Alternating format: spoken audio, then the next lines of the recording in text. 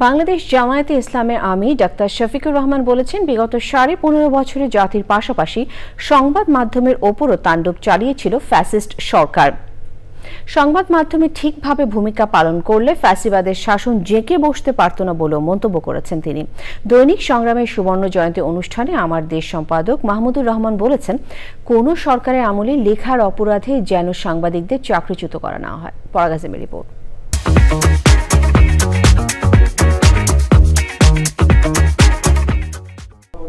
দৈনিক সংগ্রাম প্রকাশনার 50 বছর পূর্তিতে বড় মগবাজারে পত্রিকাটির কার্যালয়ে শুভেচ্ছা বিনিময় ও আলোচনা অনুষ্ঠান।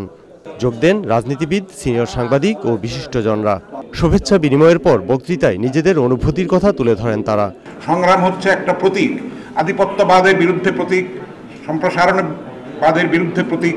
আমার সহকর্মী যারা ছিলেন আমার দেশের, তার সঙ্গে সংগ্রামের যারা কাজ করতেন প্রেসে, তাদেরকেও গ্রেফতার করা হয়েছিল। কোন সরকারের আমলে যেন কোনো সাংবাদিকের চাকরিচ্যুতি তার লেখার জন্য না হয়, তার মত প্রকাশের জন্য না হয়। বর্তমান সরকারের আইন করে দিতে হবে যে কোনো সাংবাদিককে মামলায় গ্রেফতারি পরোয়ানা দেওয়া যাবে না বিচার সমাপ্ত হওয়ার আগে পর্যন্ত।